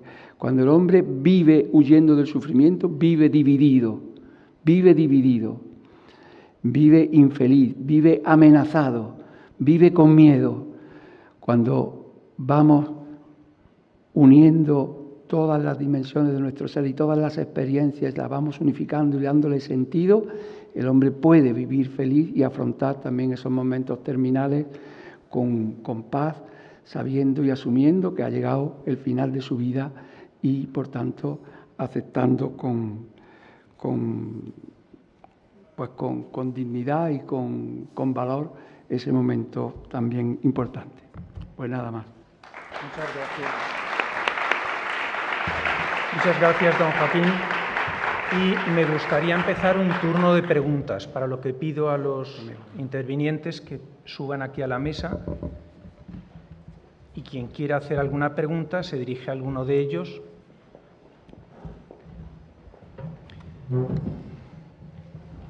Sí, vamos a intentar hacerlo lo más ágil posible porque creo que viene una fiesta flamenca aquí al lado. Entonces, sería difícil congraciar. En paliativos todo es posible en la búsqueda del bienestar del paciente, pero todavía la dualidad flamenco-paliativos no lo tenemos muy desarrollado. Sí. Bueno, yo no es ninguna pregunta, es felicitar a todos de la mesa. O sea, me he emocionado, si una ha sido buena, la otra mejor, y además, como dando una visión tan concreta y tan profunda de todo lo que suponen los cuidados paliativos, que bueno, emocionado. Muchas gracias. Yo sabía que con la calidad humana y profesional de los que han intervenido y con la disposición de ustedes para saber que iba a salir bien, pero no tenía idea de que iba a salir tan fantásticamente bien, ¿eh? Creo que es una ocasión para felicitarse, ¿no? Para poder ver desde varios puntos de vista una realidad tan angustiosa por un lado, pero que demanda tanto la respuesta nuestra, ¿no? Algo tan humano, tan esencialmente humano como el cuidar. ¿Alguna pregunta más? Seguro que las hay, sí. Yo simplemente quería dar también la gracia por cómo se lleva el cuidado paliativo y de lo que se ve. Pero sobre todo me ha maravillado que hayan incluido en la charla el tema de lo social. Porque si es puro la enfermedad y el sufrimiento, cuando tú te encuentras en una situación de exclusión social total, no solamente de familiar, sino social, de la administración, de todo, no tener medios, no tener nada, se agrava muchísimo, como han comentado, muchísimo más el problema. Y entonces tenemos que ser conscientes que cuando nos encontramos, como también han dicho, como lo agradezco, no solamente el sufrimiento personal de la enfermedad. Una persona lleva mucho una vida interior que si te pone a analizar en ese momento último de la muerte, descubre una gran riqueza y una gran pobreza. Y yo por eso le digo que me ha encantado la charla, por la labor que yo he llevado, ¿no? Que ha sido de inclusión social y encontrarte que no es solamente la parte médica, que es que la persona lleva unos condicionantes muy añadidos. Muchas gracias. Una de las cosas más fascinantes, porque es fascinante el trabajo de paliativos, ¿no? Es un trabajo en equipo. Es un trabajo en equipo en el que cada uno pone lo mejor de lo suyo, están muy determinados cuál es el ámbito de trabajo de cada uno, pero el equipo cojea si alguno de sus miembros no funciona como es lo previsto, ¿no? Y como hemos oído a Laura, la dimensión social, es decir, dónde vive, quién se encarga de él, de dónde viene, si tiene apoyos o no, es esencial en la unidad, es absolutamente esencial. Si alguien más quiere intervenir de la mesa. Sí. Jacinto Bati. No, claro, ya que se entiende con ejemplo, con un signo de un chaval de 20 años que tiene también. La exposición que la ha explicado muy bien, que está de forma muy sencilla, no ha habido tecnología. Pues sí, ha habido mucha humanidad y menos tecnología, ¿verdad? Muchas gracias. Muchas gracias, sí. Bueno, soy un estudio muy avanzado. Muy bien, muchas gracias. Yo hace muchos años aprendí que la palabra resignación. Perdón, es que no. La palabra resignación, que hace muchos años aprendí por parte de un amigo jesuita que la palabra resignación nunca se debía de decir a las familias de los enfermos o a los enfermos. Y tampoco, desde mi punto de vista, tampoco creo que haya que decir porque Dios lo ha querido. Para mí eso es un golpe tremendo. Entonces, cuando la gente habla, bueno, la aceptación del dolor es muy difícil. Es muy difícil aceptarlo. No sé cómo se hace. Yo intento aceptar el dolor, pero cuesta. Pero aparte de eso, cuando las personas decimos muchas veces, yo no quiero que al final de mi vida me enchufen a máquinas, me enchufen a esto, me enchufen a lo otro. Estamos renegando de los cuidados paliativos. ¿Qué queremos? ¿Que nos inyecten y nos maten? ¿Qué queremos decir con eso? Porque yo todavía no lo entiendo, ¿eh? Sí. Sí. Bueno, me da igual, ha sido una charla fantástica, me han abierto muchísimo los ojos y me ha gustado muchísimo, desde todos los planos.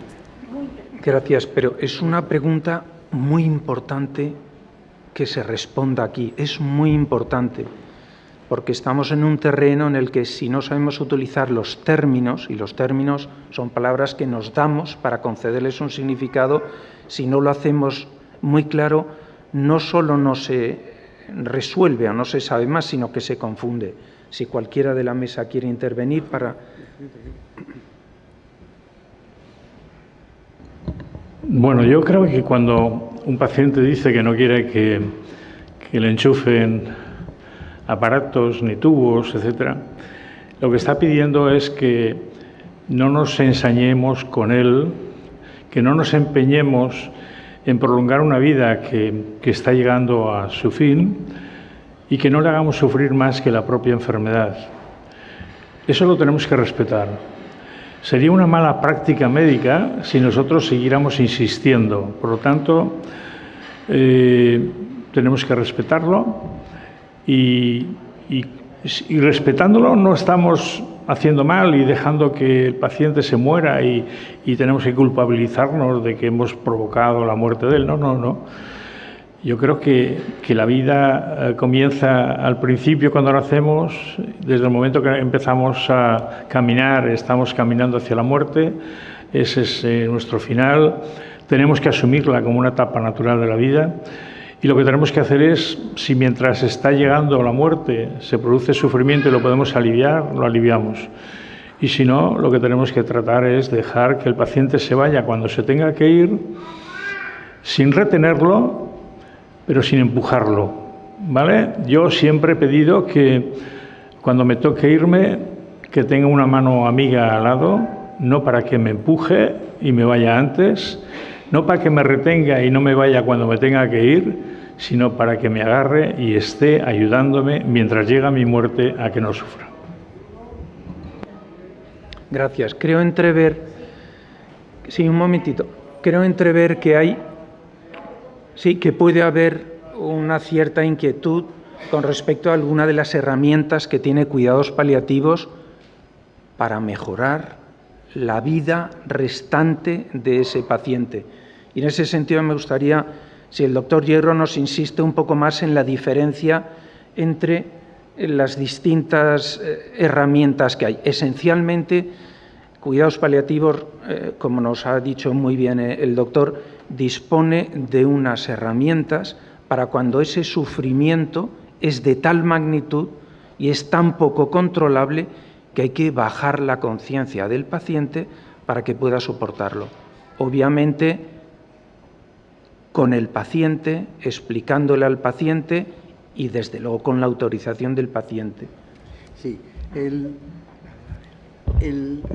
antes el doctor Batti lo ha explicado muy bien. No hay nada que hacer, no, hay muchísimas cosas que hacer, pero llega un momento que la muerte forma parte de la vida y es algo natural y en muchos casos es predecible que en pocas semanas o días o incluso a veces horas se va a producir. Ante esa inevitabilidad, ante ese hecho que va a ocurrir, la actitud que nosotros podemos tomar es de aliviar el sufrimiento en la medida que se pueda, el sufrimiento físico y de otros componentes, ¿vale? Para ello, pues utilizamos opioides para el dolor o otro tipo de fármacos, porque no solamente el dolor hace sufrir, ¿no? A veces el picor o la sensación de ahogo, lo que sea. Y utilizamos fármacos y otras técnicas no farmacológicas para aliviar el dolor. Eso no cambia el curso natural de la enfermedad, se respeta el curso natural, no acorta ni alarga, no me empujan ni me retienen, simplemente se asume que es inevitable y lo que se trata es de que ese proceso conlleve el menor sufrimiento posible. Y hay casos extremos, por ejemplo, el dolor no siempre se controla. Hay veces que a pesar de los fármacos que utilizamos, que son muy eficaces, es imposible materialmente. Ante eso, cuando el dolor u otros síntomas, o la disnea u otros síntomas, son refractarios, son imposibles de tratar adecuadamente, se baja el nivel de conciencia, se duerme a la persona, de forma que no va a cambiar el curso de la enfermedad, pero va a pillar dormido. Y es algo que no solo una buena práctica, sino que algo desde el punto de vista humano es, yo creo que más que deseable, ¿no? Es decir, no dejar en un sufrimiento, imaginaros una persona que se está ahogando, es que eso es terrible, y que no hay forma de controlarlo, sino, para eso está la sedación, como bien decía el doctor Nicolás, con el consentimiento expreso del paciente es una buena práctica. No es algo que yo decida unilateralmente, sino que se le pide consentimiento al paciente para eso. La diferencia entre el tratamiento activo y el intentar prolongar la vida cuando no es posible no es una buena práctica, todo lo contrario. Y a veces los médicos, básicamente, lo que queremos es ayudar. Y muchas veces el desconocimiento, pues, ¿cómo ayudo? Pues pongo quimio, pongo tal, porque es lo que sé hacer. Y no soy consciente que hay otras cosas que hacer cuando se llega al final, ¿no? Y muchas veces se cae en la obstinación, el encarnizamiento terapéutico, en hacer cosas que no benefician a los pacientes. Los cuidados paliativos no corren ese riesgo, ¿no? En el sentido de que no se trata de prolongar a toda costa la vida, sino que eso aliviara el sufrimiento, ¿no? Sí, sí, adelante. Hay dos cosas que quiero. Primero, felicitaros porque ha sido unas condiciones fenomenales a todos los niveles. Estamos teniendo un problema, que las preguntas pues no somos capaces de oírlas porque las personas no tenemos micrófono y no podemos saber cuál es la inquietud de la persona. Espero que a mí se me oiga porque la verdad es que tengo una voz mejor que mi Lluvia. Bueno, si quiere pues, utilizar el micrófono... Hay dos cosas que me ha parecido... ¿Quiere venir a hablar? ¿Quiere venir a hablar, Yaya? No hace falta. Me ha parecido dos cosas muy interesantes. Primero, que he visto ya como que era necesario, una coordinación de todos los equipos. Y he querido entender, no sé si lo he entendido bien por el ponente de Córdoba, el médico, en el cual ha dicho que en un momento el médico de atención primaria, incluso los médicos hospitalarios, pueden pasarlo a la unidad de paliativos. Para ello, creo que hay un enlace que no es muy real, que es explicarle a los familiares y al enfermo que esa enfermedad tiene una mediana o una pequeña duración y que es necesario que pase a una unidad de paliativo y no intentar, pues, o intubar, o como están diciendo, llegar la quimio hasta que ya el deterioro, ustedes tienen 5 días. Cuando el paciente, tal como hemos expuesto aquí y tal como yo he vivido como profesional, sé que el paciente hay momentos que necesita saber todo. Para ello se necesitan tiempos de ese médico de atención primaria de no asustarse a decirle que esa enfermedad que le ha tocado es una enfermedad que la va a llevar al dolor, con el dolor a la impotencia y con la impotencia, si no tiene la espiritualidad muy bien desarrollada, a un sufrimiento. Entonces eso es un enlace que está flojito y me ha hecho mucha ilusión pensar que ya ustedes se están poniendo como una unidad independiente, como el que da medicina interna, pues será a paliativo cuando alguien le explique qué tipo de profesión, qué cronicidad tiene esa enfermedad y qué es. Entonces, casi no han hablado mucho de la ley de la dependencia y todo, pero no que este acompañamiento.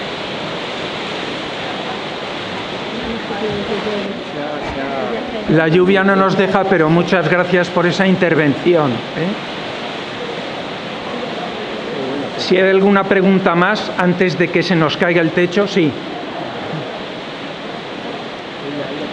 ¿Quieres acercarte? ¿Te importa acercarte para...? Venga.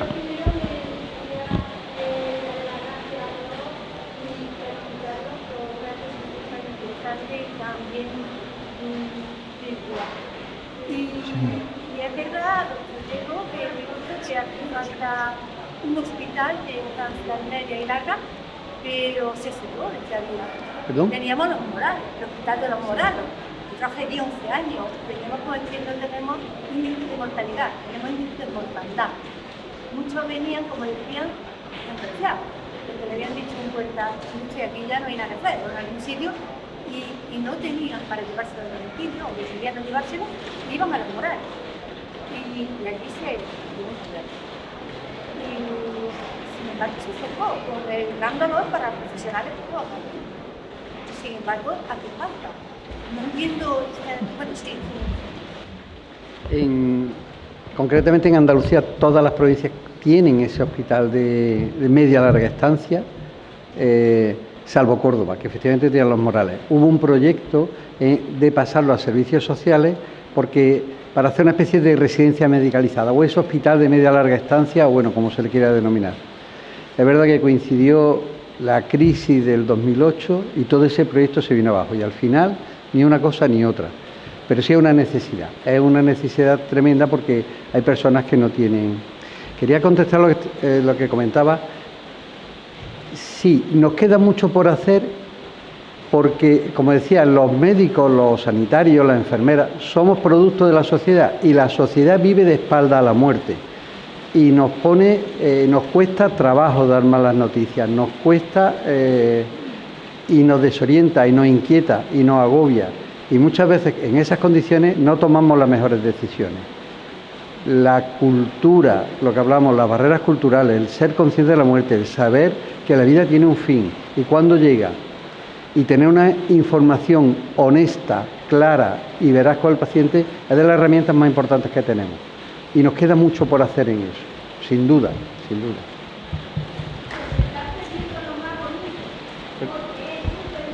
Vamos a permitir, por favor, más preguntas. Me gustaría que fueran preguntas, no intervenciones.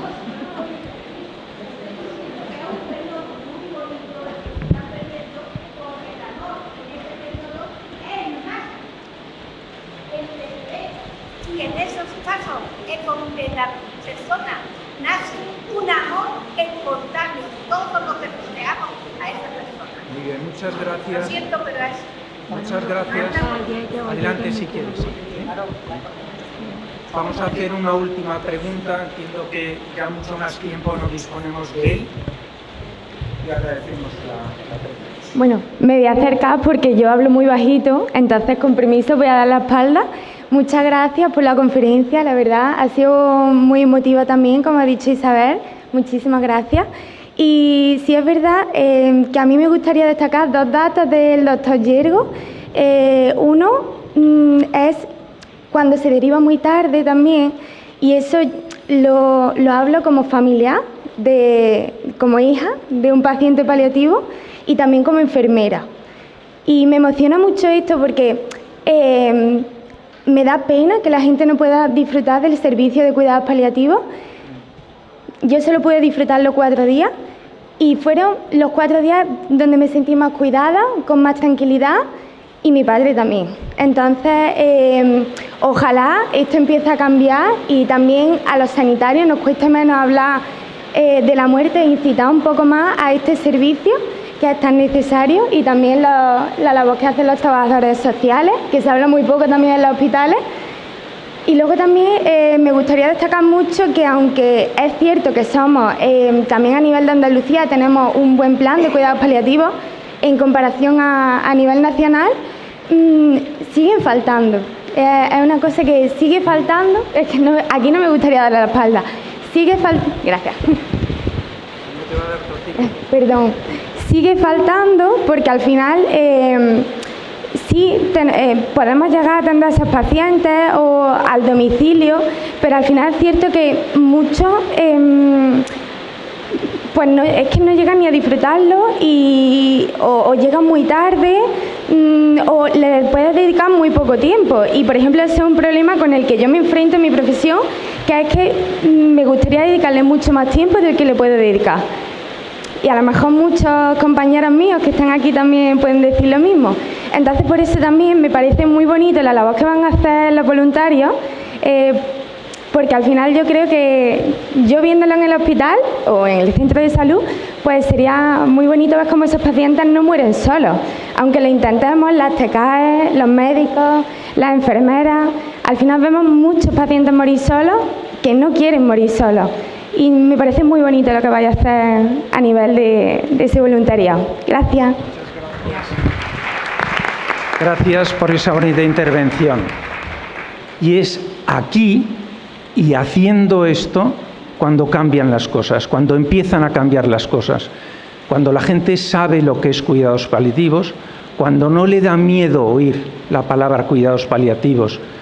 Una de las realidades más dolorosas es que cuando se hace una interconsulta se hace también en voz baja. No se vaya a enterar el enfermo o la familia que se ha llamado a cuidados paliativos. Y si va la persona y se identifica como cuidados paliativos, lo tiene que hacer con un cuidado exquisito, porque la desinformación hoy nos lleva a horrorizarnos. Y la información lo que nos debe llevar es a alegrarnos de lo que tenemos, ¿no? Y alegrarnos de que haya profesionales como los que nos han hablado, para que estén en lo más hermoso que hay de la vida humana, que es el cuidar, y sobre todo cuidar a los más enfermos de los enfermos. Muchas gracias a todos y muchas gracias a la organización, Marisa, porque yo creo que ha salido bien.